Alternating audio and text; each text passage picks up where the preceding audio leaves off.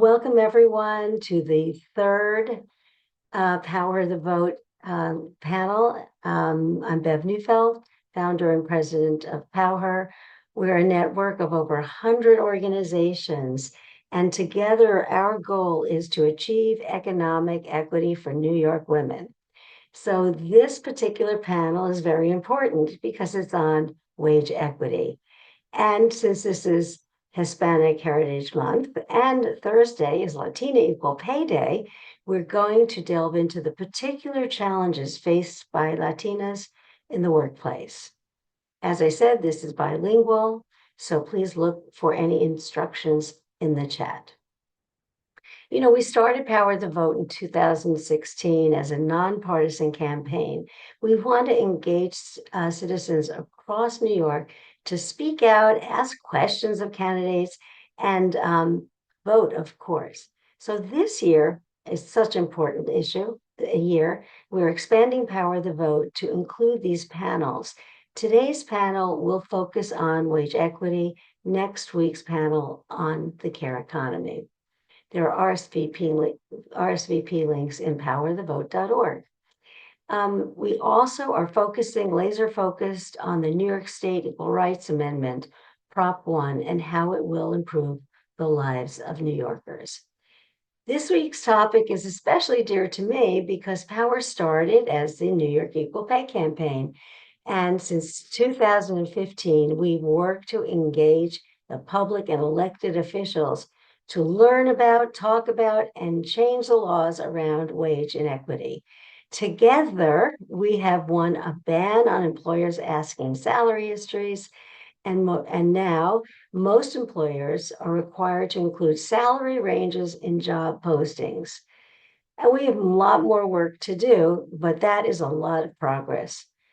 One way we created awareness is holding Equal Pay Day. You may know about our Equal Pay Days events, a rally on the steps of City Hall and virtual rallies.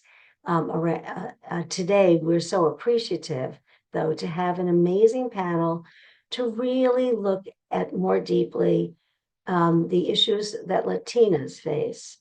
There will be a national social media hour on Thursday at 2:00, and that will be the topic of that social media hour.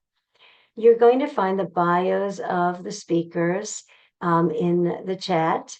You can put questions in there as well. Remember, refrain from comments about specific candidates. And we're asking you to post online now throughout the event, as well as during the week with PowHer the Vote, hashtag Power the Vote. If you want to select a language, go down to interpretation, read the instructions there in chat.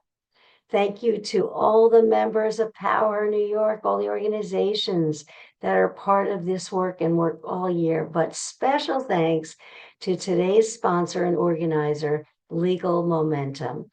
You are an invaluable part of the work around pay equity and all the work of PowHer. And I especially want to thank Seher Quadra, who is going to act as our moderator or facilitator today. Seher is co-chair of PowHer New York's Equal Pay Committee, and I'm very proud to work with her. She is also primarily Director of Economic Justice and the Deputy Legal Director at Legal Momentum, the Women's Legal Defense and Education Fund. I have to say to all of you that Seher's tireless work is truly advancing economic justice in the workplace, and we so appreciate her focus on underserved populations like women of color, immigrant women, women in low-wage sectors, and survivors of domestic violence. Seher, you are making a great difference in this work, and it's my pleasure to invite you on to facilitate this important conversation. Seher? That means so much coming from you. I like to think I am just following in your remarkable footsteps. So thank you for that. And I want to say a huge thank you to Bev and to the PowHer team for keeping us on track for a number of critical conversations as we PowHer the vote for including legal momentum in this conversation about wage equity. We cherish our partnership with you all, have achieved so much with you all, and we're so excited to just keep going. Before we jump in, I want to center us around three important realities that I think should be driving us, not just as we head into Latina Equal Pay Day, but really every day as we fight for equality. First, we should feel a real sense of urgency because disparities for Latinas are embarrassingly large. Latina women in our state and our country working some of the most difficult and essential jobs are making essentially half of white men earn in our state. Based on the data in Legal Momentum's map on the state of women's economic well-being, Latinas in New York State are the highest demographic group in the minimum wage workforce. 31% of Latinas work in minimum wage workforce compared to 13% of white men. And it should therefore not be surprising that 1/4 of Latinas live in poverty in New York State compared to 9% of white men and 10% of white women. I highlight this because these numbers should compel us to take bolder action.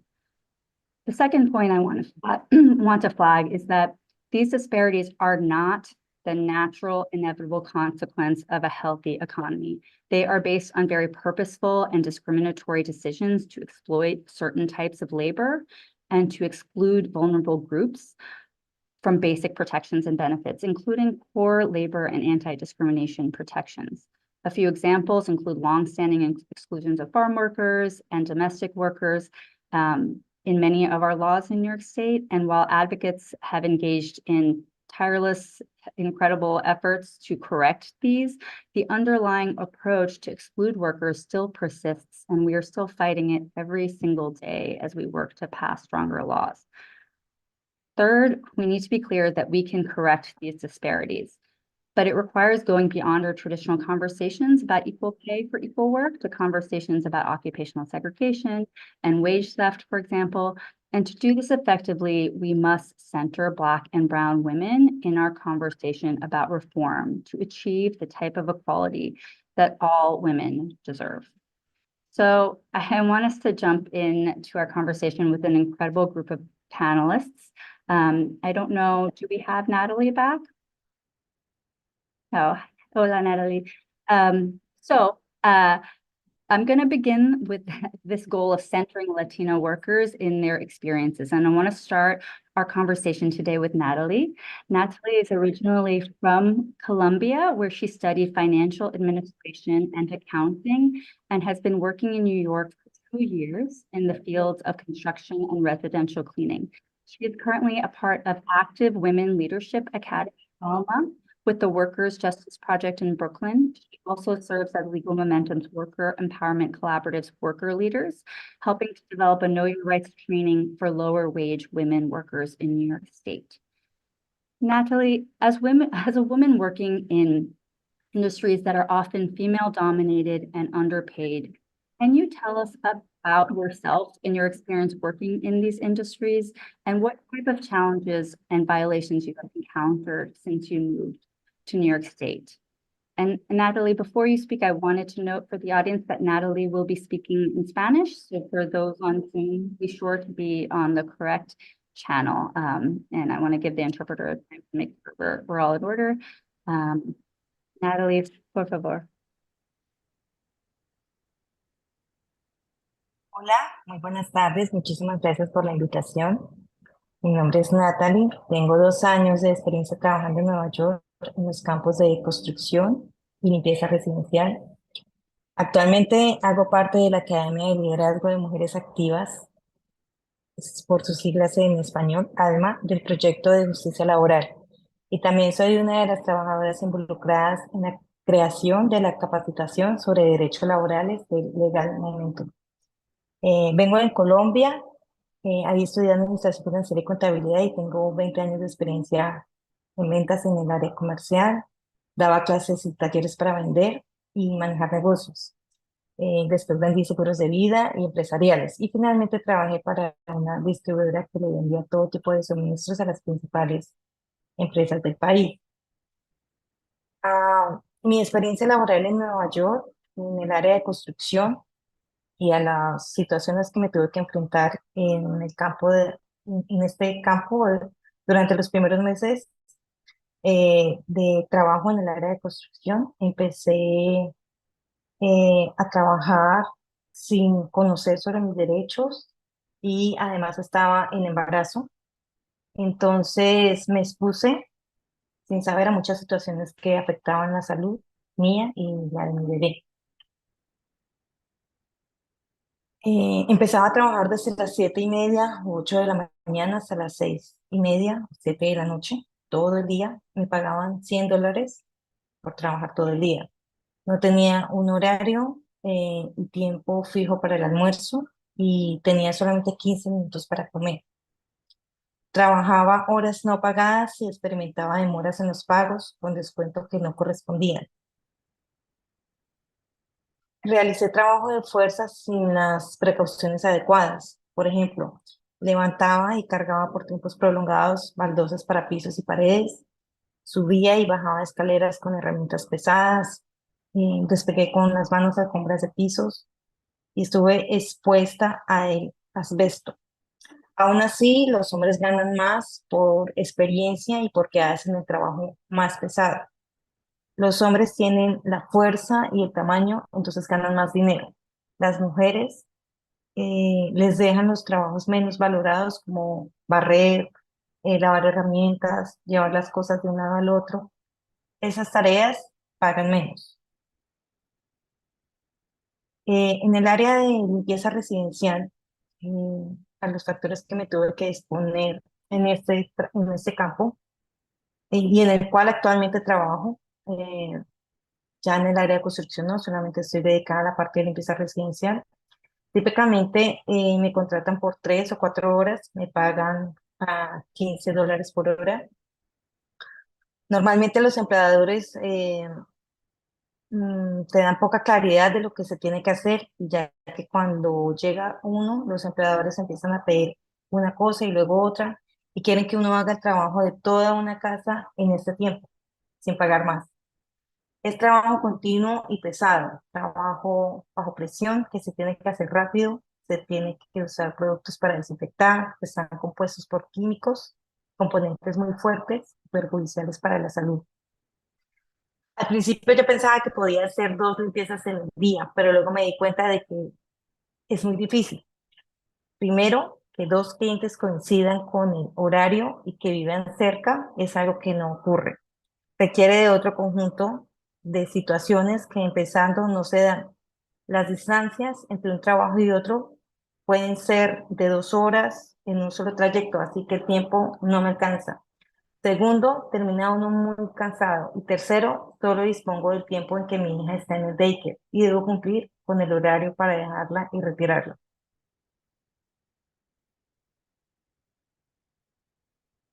¿Me escucharon bien?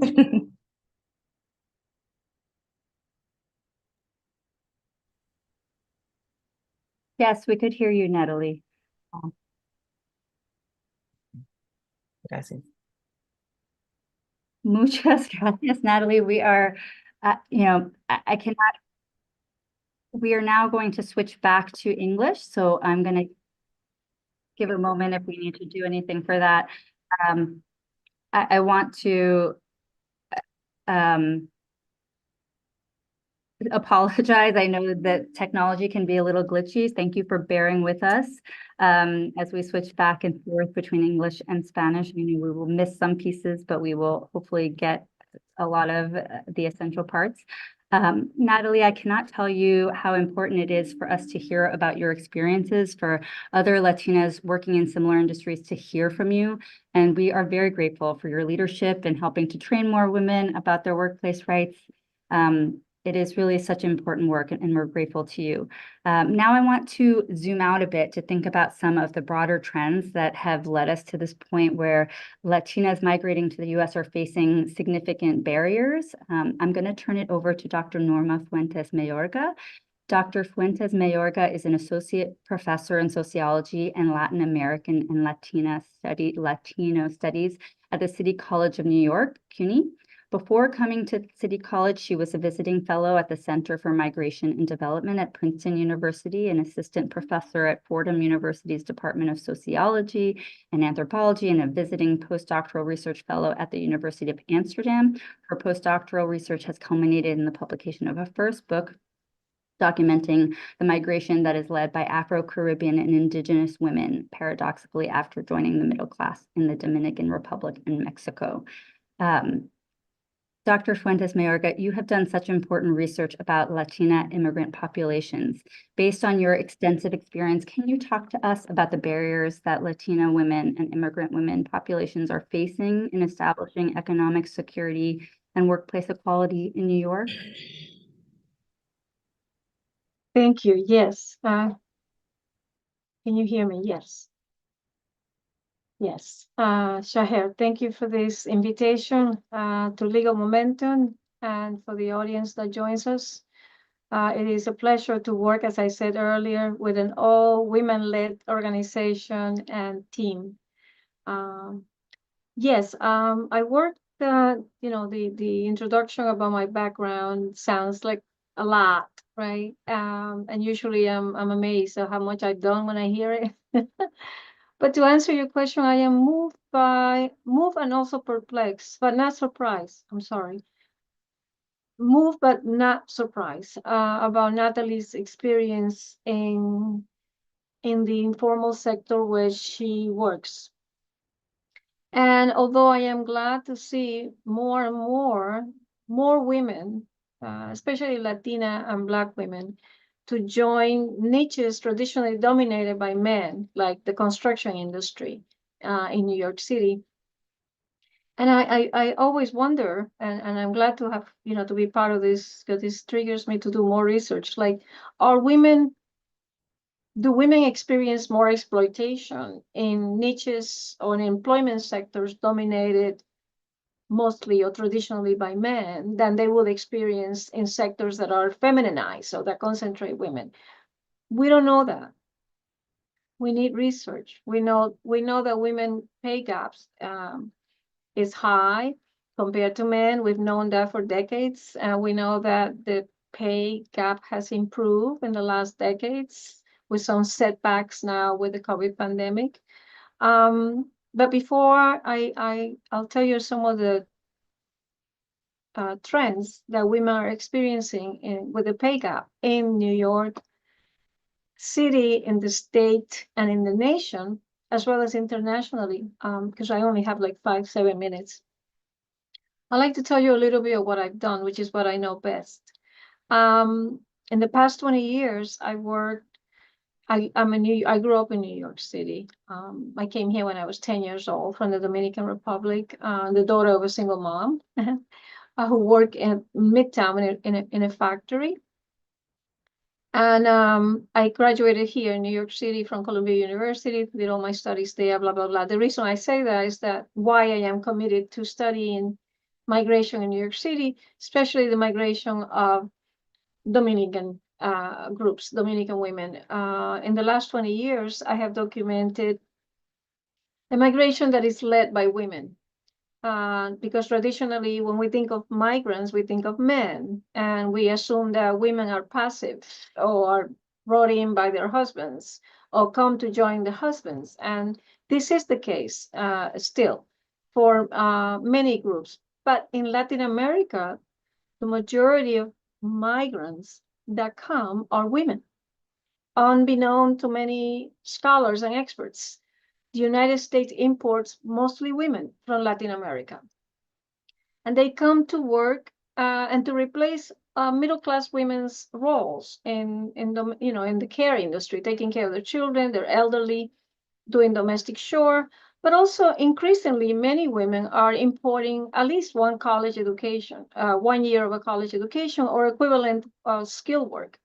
And so I document the migration, the parallel migration of Dominican and Mexican women in New York City, what pushes them to migrate, especially or ironically, after getting at least 1 year of a college education, and what are their life chances in the labor market in New York City. And I find that of course, as is expected, that most of these women, even if they come in with 1 year of a college education, they don't know the language. That middle-class women, those who have at least one college, 1 year of a higher education, tertiary or higher, usually don't have networks as well developed as manual workers, women who come with less education, who have traditionally come to New York. So these women, even though they import an education, they're vulnerable because they don't have the networks, and they lead their migration. Many of them come on their own. They don't come to reunite with a husband, and they don't come hoping to meet a husband here or for him to follow her. They come on their own. Usually they lead their migration. And they work in many sectors. Many of them cannot use their education, as it has been the case with many other immigrants. The United States do not allow for most immigrants from Latin America, I don't know the case of Europe, but from Latin America to transfer their education and obtain a similar job in a similar occupation. So women like Natalie, right, who is an accountant and financial expert in Colombia, her native country, comes here and has to work in a manual labor, right, in a construction sector. And so this is the experience of most women that I document in my book. I want to tell you a couple of findings from the book. I compare the reason why they migrate, the factors that push them to migrate, and also where they work. And most of them, as I said, concentrate in informal sectors. But I find that the women who work, the smaller the business firm that they work for, usually in a restaurant, hairstylist, construction, like Natalie mentioned, hospitality, but mostly beauty and hospitality industry. That the higher end, like the more affluent the business is, the more the narrower the gap between the men and the women, right?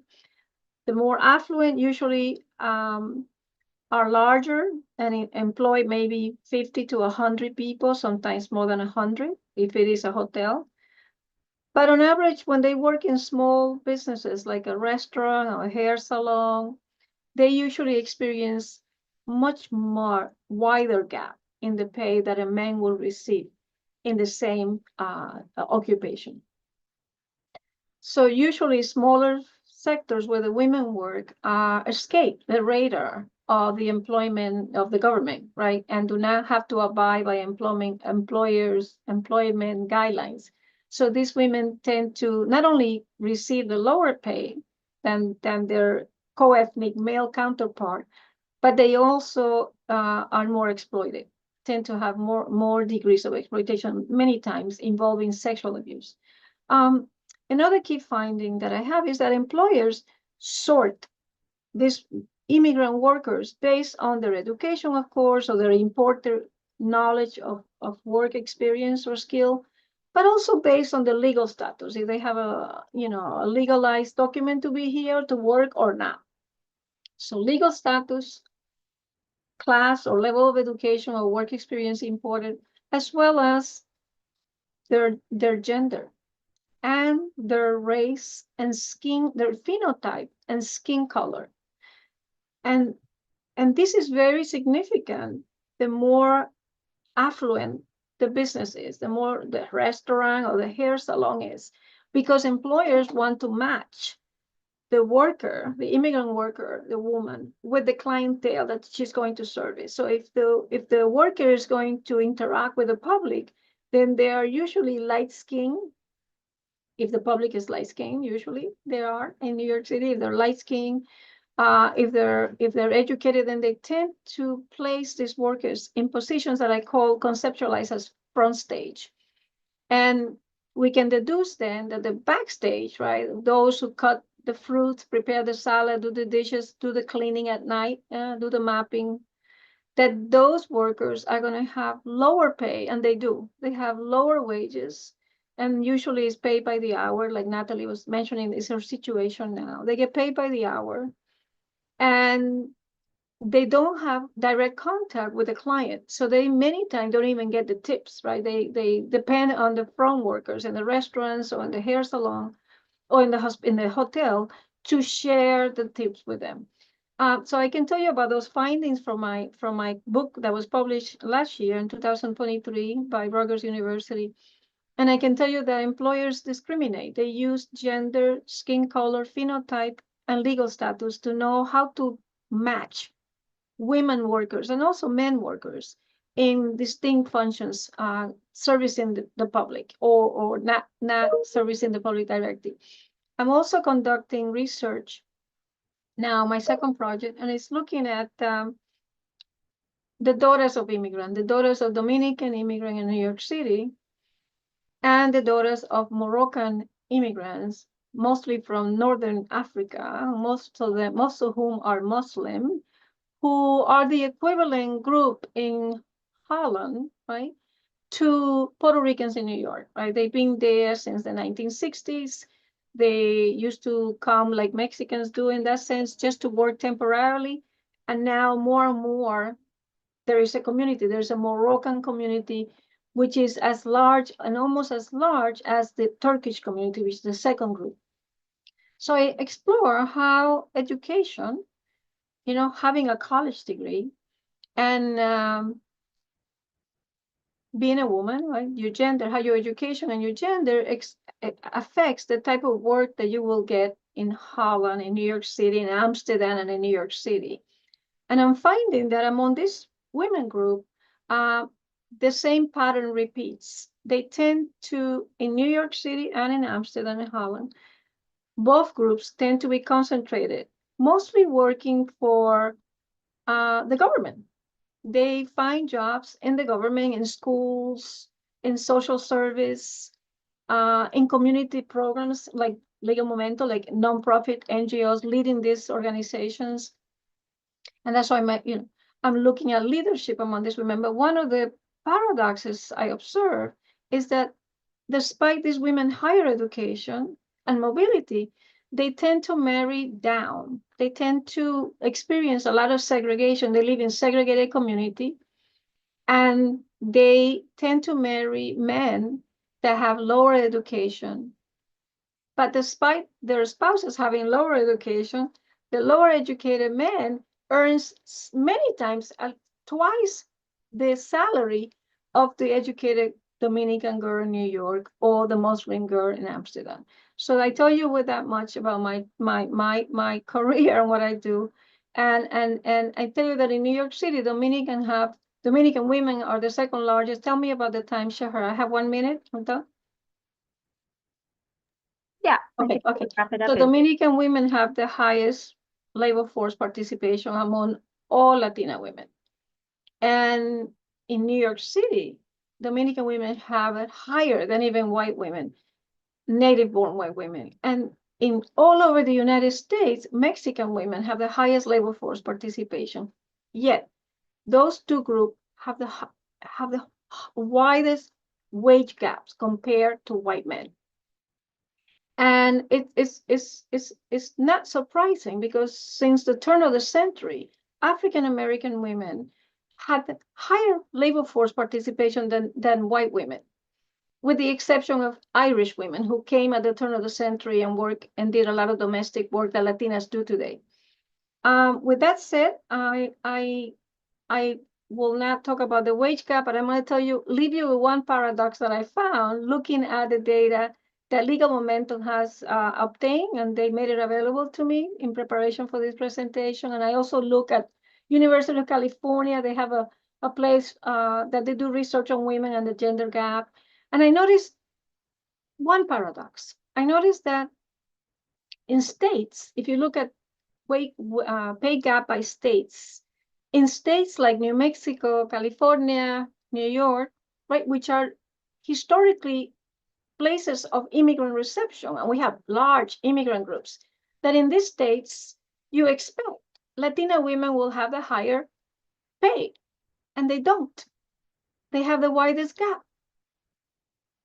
White women have the highest pay in New York, in New Mexico, in California, in Nevada, in Vermont, in Massachusetts, and many of the places where there's a lot of concentrated higher education and new industries that are like technologically savvy or driven by technology. But that does not translate the same for Latinas. Latinas in places like New York City, where there's so many Latino people, you would expect, well, Latinas should be doing better, but they're not. And the hypothesis that scholars, economists, demographers, and these sociologists have is that in these places, there's so many Latina, there's such an overflow of available workers that employers can choose and pick and do whatever they like. The more workers are floating around looking for work. And in places where there are not that many immigrants, employers have to pay somebody to take care of their baby or help them in their salon or whatever. And that's where you will find the less gap. So I'm done with that. I want to stop there. Thank you so much, Dr. Fuentes Mayorga. That was, just for bringing your rich expertise, I think, and for really bringing more visibility to kind of Latinas leading the migration and those trends, the fact that discrimination is kind of at the core of why we're seeing these trends, and for really driving home that even in the states that are doing the best, that the wage gap for Latinas is unacceptable, and they're, we're doing something wrong. So with that backdrop in mind, I want to bring it back to the worker experience, but to think about this from the perspective of organizing and mobilizing Latinas. So I'm going to turn it over to Diane Cantav.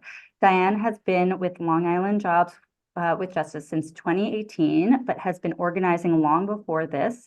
Diane, she was a rank and file union member with SEIU 1199 and organized her workplace at Rite Aid, where she worked for over 9 years. She became engaged not only as a leader in her shop, but as a delegate for SEIU, and went on to work for UFCW, throwing out a lot of union acronyms, where she led efforts to organize best market lid supermarkets across Long Island. Diane, we're so honored to have you here. So as a worker organizer, can you talk about the type of workers you are supporting, the barriers they face, and some of the factors that drive your organizing work with women workers? Hi, good afternoon, everyone. Thank you, Sahar, for inviting me here. I'd really like to speak to Natalie and other workers in that I could relate 100%, Natalie, to what you were saying. So many of the workers that I interact with go through the situations that you are going through. In fact, I'd like to just share a story of one of the workers that I have established a relationship. Her name is Reina, and Reina is from Honduras. I got to know her. I was introduced to her last year in February. She has a 10-year-old daughter, and when she came here from Honduras and was looking for work and trying to make a life for her and her daughter, she was exploited by a woman who had, I want to call it a cleaning business, and she was from Argentina. And this woman had a group of workers, not just Reina, and she would take them to houses to clean. And after an 8-hour day, she would pay them $25 a day. Yeah, I really did say $25 a day. And Reina knew that she didn't have many options because she couldn't speak English, and that she had to feed her daughter, although she could barely feed her daughter with that amount of money. But she knew that there was a way out, and that she didn't have to put up with that. And over time, and in being in relationship with Reina, Reina really discovered that she had a voice that she could use, and that she could speak out against this exploitation. I know we're kind of short on time, so I'm not going to tell you the whole story, but Reina went on to go to Albany with Jobs with Justice, the organization that I'm an organizer for. We are the Long Island anchor for the unexcluded, for excluded workers, for the Unemployment Bridge Program, and that is a statewide coalition. and we lobby in Albany, and Raina came with us to Albany, and she brought her daughter because she wanted to empower her daughter. So although there are these wage gaps and exploitation, there is power, and there is power in a unified voice. I feel so blessed to be in this work, not just to be able to uplift and to be able to share stories and to help women in particularly to become leaders in their communities, but because it covers so many sectors of workers. Another worker I'll share a quick story about is Julie Flores. Julie is a freelance photographer, and she's a daughter of immigrants from Guatemala. And during COVID, she had to leave California and come back home to New York. And she could not get a job as a photographer. She had to take low-wage jobs and is still struggling, but never lost her passion for photography. And she's an amazing photographer, and she has documented so many immigrants across this country and their stories. She, in fact, created a zine, a magazine that shares her experience and has documented our lobbying experiences in Albany. So you see such a range of workers in different industries. We are quite involved with the Starbucks workers, and Bambi, who is from Colombia, is a barista and in Starbucks, and she lives in Queens and travels to Long Island in her car, but oftentimes does not have the gas money to put in her car to go home, and so will stay with friends. So, and subject to harassment as well. But again, leaders, these three women are such leaders because their voices are heard in their workplaces, their voices are heard in Albany, their voices are heard at press conferences, speaking out against these indignities where there is no respect, no dignity, harassment, and unequal pay. So when I think about these workers and what drives me to support them is that without these women, our communities fall apart. And so they are so deserving of an increase in wage. The increase in wages that we have currently, it barely pays rent. The National Domestic Workers Association, they did an economic situation report, and their report was documented as 18% of workers that are Latinas were without work in August. 52% of those working earned less than $15 an hour, and 68% couldn't find enough work to meet their basic needs, like the women that I shared with you about, and 83% were food insecure, while 55% struggled with housing insecurity. I say this though, but I believe that this movement can be worker-led and led by women. I was poured into by Gladys Flores, Julie's mom, and I believe she's on the call today, who was my union organizer. And Gladys came over the border from Guatemala. She struggled and she fought, and she worked as a cashier in Rite Aid and was hired by 1199 SEIU. And at 59 years old, went on to get her master's degree, and she is a leader. And I am proud to say that Gladys has helped me to become the organizer that I am, because without Gladys, I wouldn't be here sitting on this panel sharing these stories. So all of these women have empowered me to empower and inspire them, because they are and will be leaders of this movement of women who will get everything they deserve, including dignity and respect. Wow, Diane, thank you so much for that. Thank you for giving us an even deeper insight into the realities that so many women are facing, oftentimes in the informal economy, and how you and others are turning that kind of workplace exploitation into power. I think that's the only way we can fight this, that we can eradicate this, is as we empower more workers to take it on. And we're seeing this more and more every day. And thank you for all the work that you have done and that you keep doing towards this goal. Thank you.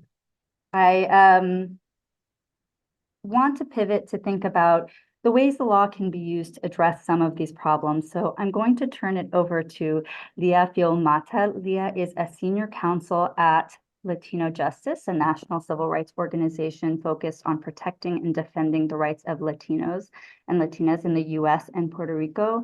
Leah has practiced law for over 20 years, focusing on union side labor law, plaintiff side employment law, and civil rights litigation and advocacy. Leah defends the rights of low-wage workers and represents them in cases of wage theft and discrimination. Leah, thank you for the amazing work you do. One of the biggest problems we face, particularly when looking at the pay gap for Latinas, is occupational segregation, or the segregation of women and people of color into lower wage, undervalued jobs and industries. Can you talk about your work representing women in some of these industries, specifically the issues they face, how you are using litigation to challenge these issues, and some of the broader policy solutions? Absolutely. Hi, Betty, and thank you so much for inviting me today. I'm very happy to be here. So I want to something that Diane just said because it resonated, and I believe that it's really, really important for us to remember.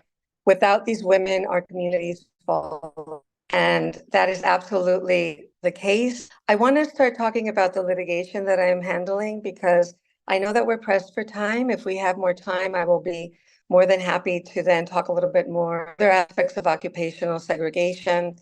At Latino Justice, we care about workers. We recently filed this case in New York City representing 7 home health aides. I hope that I'm not repeating myself because since I cut out, but I just want to say that in New York City, there are approximately 203,000 home health aides, approximately 7% of whom work 24-hour shifts. They are 89% women, 86% people of color, and over 70% are immigrants.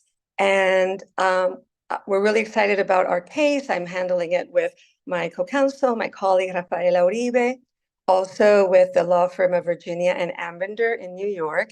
We filed a lawsuit on behalf of 7 home health aides who are Black, Garifuna, Honduran women who worked 24-hour shifts, taking care of elderly, ailing residents or patients at their homes around the clock.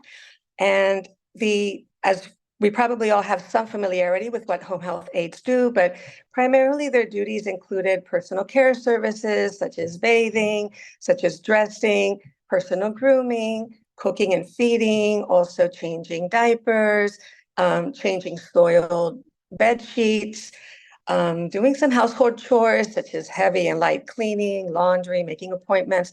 So home health aides do a wide variety of really important duties in support of the people that they are taking care of. Also escorting their clients to doctor's appointments, et cetera. Now, these workers, and again, 7% of home health aides in New York City work 24-hour shifts. And that sounds really shocking because it is. And they are plaintiffs, and the others that do this work 24-hour shifts, staying overnight at the residences.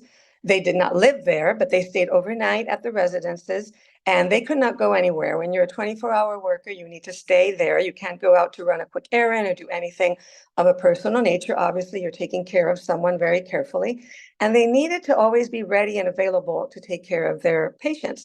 So not all of them had appropriate sleeping facilities, and they were only paid for 13 hours. And this is legal in New York, and I'll explain all of this. But the way that it was handled with our plaintiffs was unlawful. Home health aides, they were paid 15 hours of their 24-hour shifts, and they were not paid for the other 11 hours. So they were also not paid what is called spread of hours, which under New York law is a problem where if you work more than 10 hours in one shift, you get paid an hour of work. They were not paid that. They were also not paid overtime for hours worked above 40 hours in 1 week. So the law allows home health aides to be paid for 13 hours of work in a 24-hour shift as long as some requirements are met. So the requirements are they need to be able to sleep for 8 hours a night, of which 5 must be consecutive. They also need to be able to take 3 uninterrupted meal breaks of 1 hour each during that 24-hour period.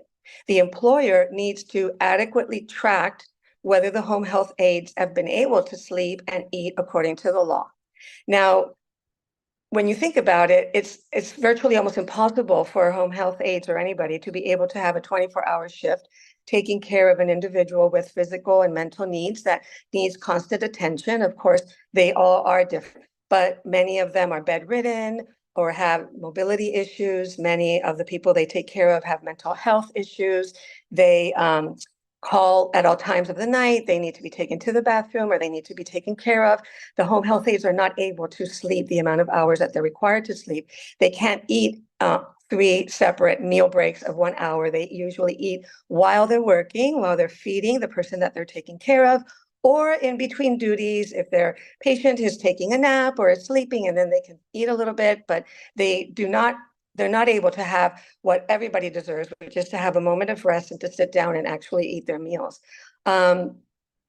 So it's very, very important for us to understand when we think about it that these are really slave-like conditions that these workers are living through.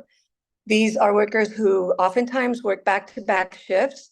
They can work up to 72 hours or even more in one home, taking care of one individual, where they're not able to sleep appropriately, where they cannot get their meal times appropriately. They develop illnesses. It's an extremely stressful job, as you can imagine. Also, they do not have enough time to spend with their family, to develop nurturing relationships, to take care of their kids, to take care of their own parents that are oftentimes elderly as well. So it's a very taxing job. And so for this, I want to say that we, Latino Justice, we also, aside from this situation where we're tracking and we're demanding that these 7 workers, for the periods of time that they work, which expands several years for each of them, they get paid the full 24 hours of pay that they deserve for having worked the 24-hour shifts. But also, we are supporting a campaign that is called the No More 24 campaign, or the Ain't I a Woman campaign. And this is in New York City. There is a bill in the New York City Council. It's called the No More 24 Act, which is to regulate the maximum work hours of home health aides. This is to eliminate the 24-hour work shift in favor of 12-hour shifts. It could be either in any one shift or at least in the period of 24 hours that a worker could not work more than a 12-hour shift, and also not work more than 50 hours in 1 week. And, many people do work 12-hour shifts, but we still have that 7% of 240,000 home health aides in New York City only, because there's also areas outside of New York City. And there's a lot of people working under these conditions. Now, unfortunately, this bill is stalled in City Council since April of 2022. And I want to ask everybody to please support whenever there are actions in front of City Hall, or to support the organizations that are calling on the New York City Council to take this bill to a vote and to pass it, to eliminate the 24-hour shifts for home health aides completely. It's the humane thing to do. It's the just thing to do, and it must be done as soon as we can. So I ran out of time. I know we only have a little bit more time, so I'm going to wrap it up right here at this moment. Thank you.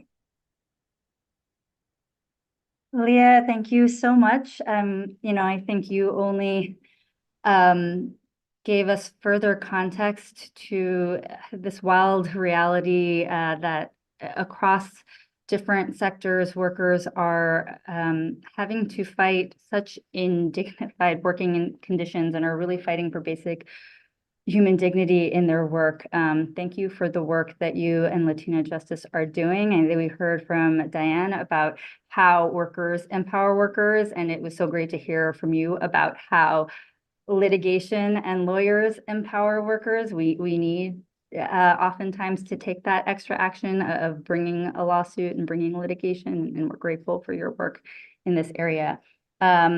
we've run out of time.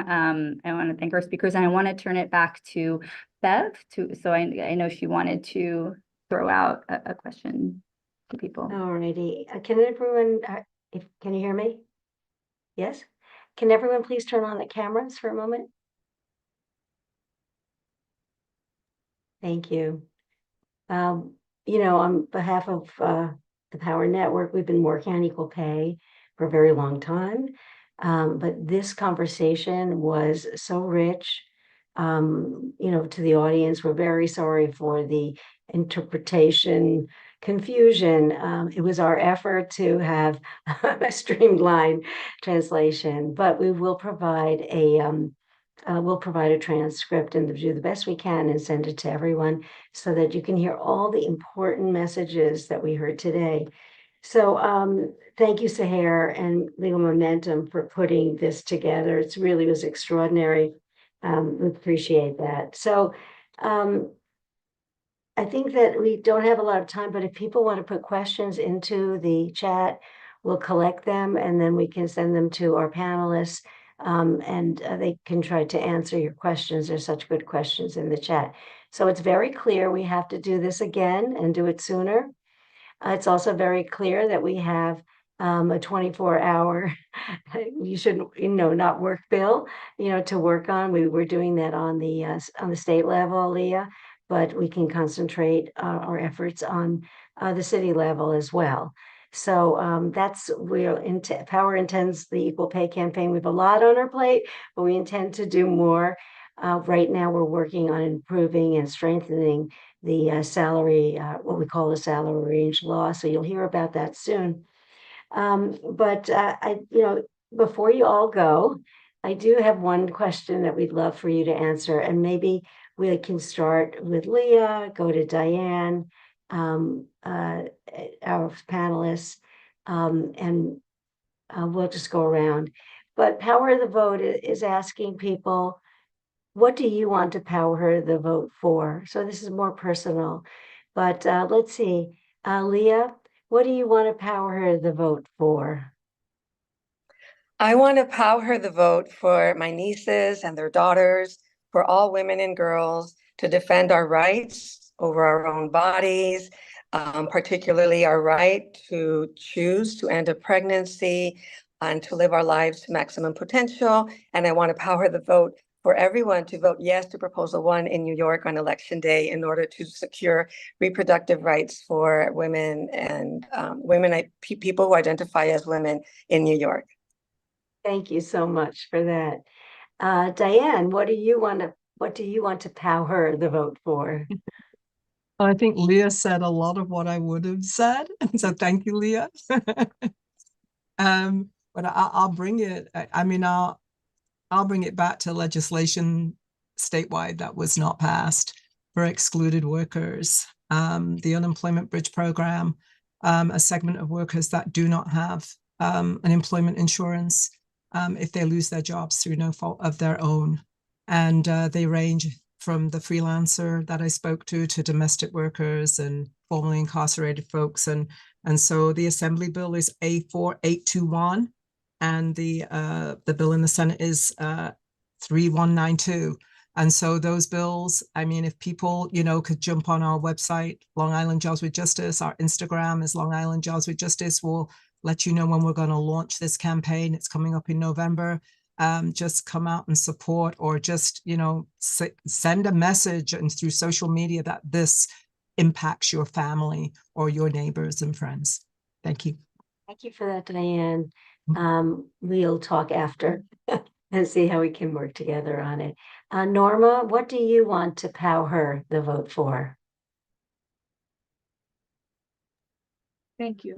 Yes, I'd like to support legislation for excluded workers, as well as the voting for reproductive rights, as I have many daughters and many students who I think should have sole control of their bodies. Yes, thank you. That's all I want to say. Thank you, Norma. Thank you for all the great work you're doing, to give us the data and facts for us to be able to fight for this. I'm going to ask Saher the question, then Natalie.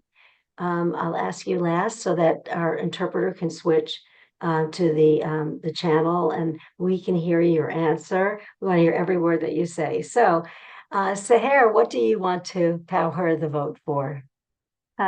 Well, I want to second everything all of our panelists said, but I want to power the vote for Prop 1, for reproductive rights, and for economic equality for women of color who power our economy every day and deserve to be valued and respected for the work that they do to keep us going. So let's turn it over to one of those women. Let's turn it over to Natalie. So, Natalie, what do you want to PowHer the vote for?